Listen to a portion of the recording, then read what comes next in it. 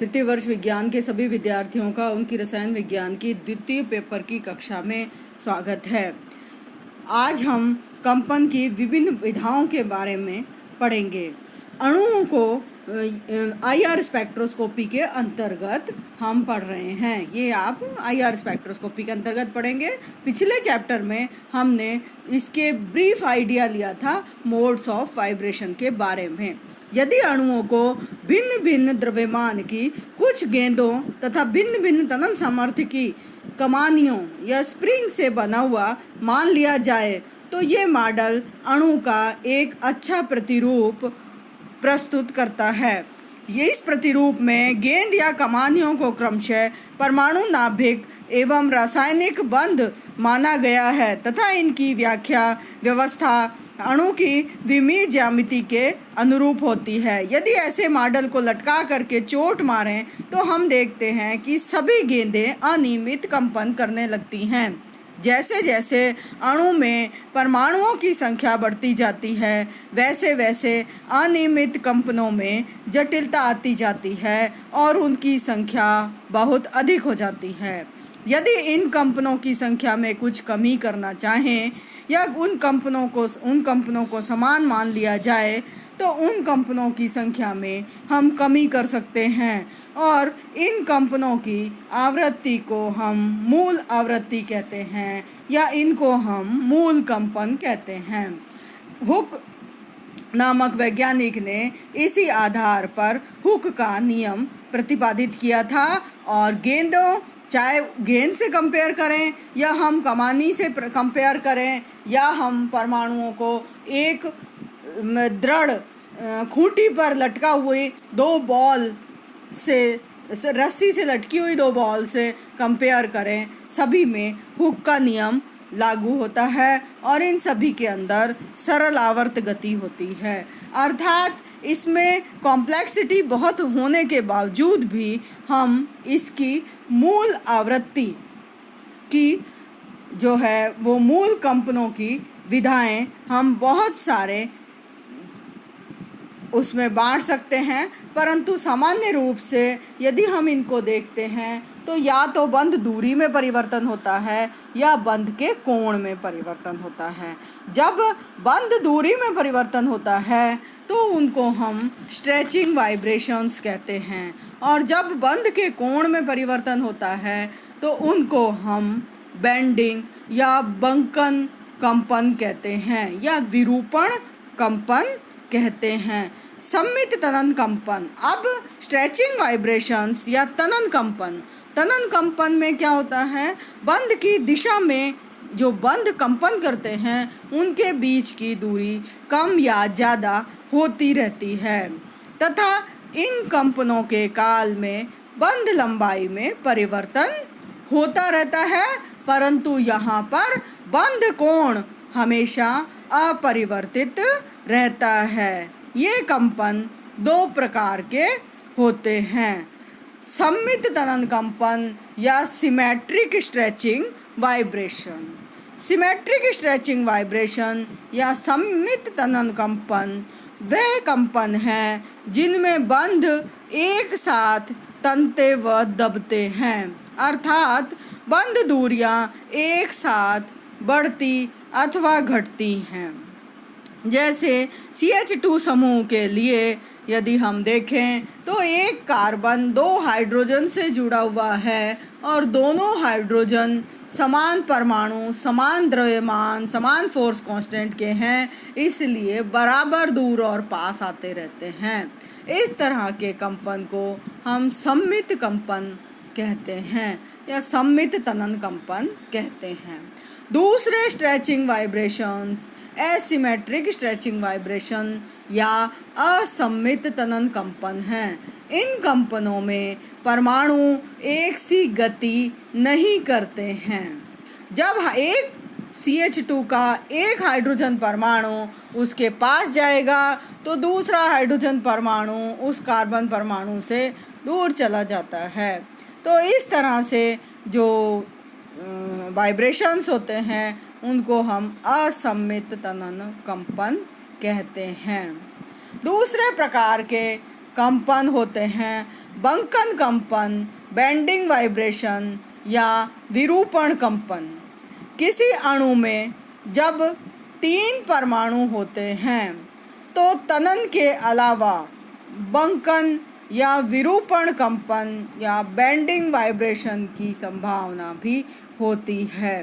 इन कंपनों में पूरा परमाणु या पूरा समूह बंध के अक्ष के लंबवत दोलन करते हैं। इनमें बंकन कंपन में बंध दूरी समान रहती है, परंतु परमाणु के बंध अक्ष के बीच कोणों में परिवर्तन होता रहता है। बंकन कंपन के 4 मुख्य प्रकार निम्नलिखित हैं। पहला है रॉकिंग, वैगिंग। देन रॉकिंग का मतलब है संदोली कंपन। वैगिंग का मतलब झूलने वाले कंपन। सीजरिंग कैंचीनुमा कंपन और ट्विस्टिंग या व्यावर्तित कंपन। इन सभी में बंध कोण के मान में परिवर्तन होता है। पहले हम बात करते हैं रॉकिंग कंपन की।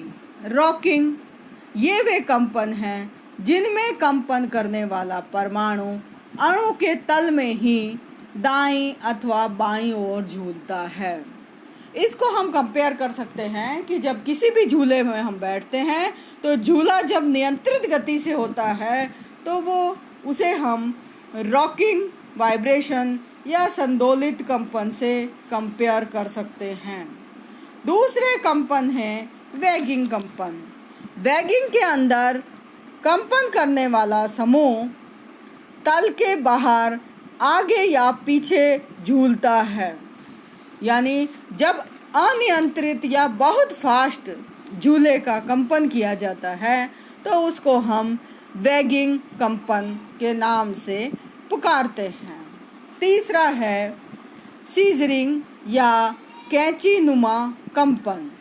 कैंचीनुमा कंपनों में कैंची की तरह से गति होती है, अर्थात एक परमाणु यदि कंपन करते हुए तल के ऊपर की ओर गति करता है तो दूसरा परमाणु ठीक उसी समय तल के नीचे की ओर गति करता है। यानी जैसे कैंची चलती है उस तरह से ये कंपन होते हैं और ये कंपन तल के अंदर की श्रेणी में आते हैं।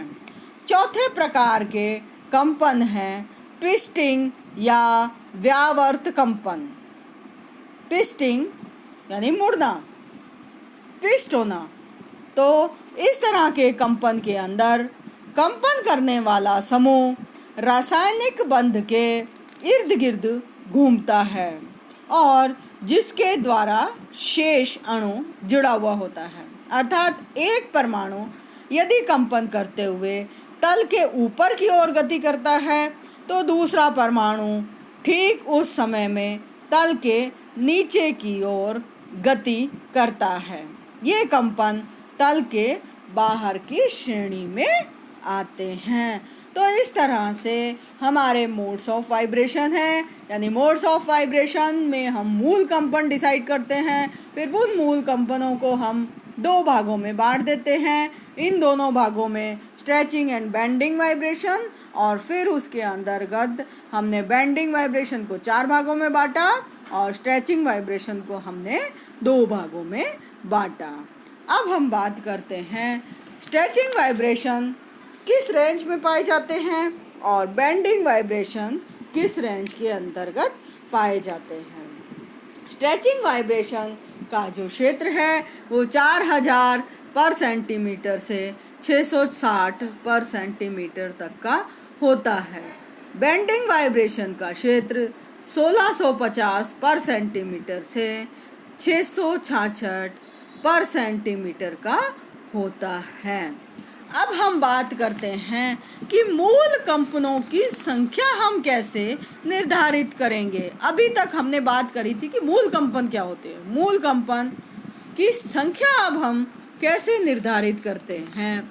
इसके बारे में हम बात करते हैं। बहुपरमाणु अणु में मूल कंपनों की संख्या 1 से अधिक हो सकती है, जो अणु की स्वतंत्रता की कोटि पर निर्भर करती है।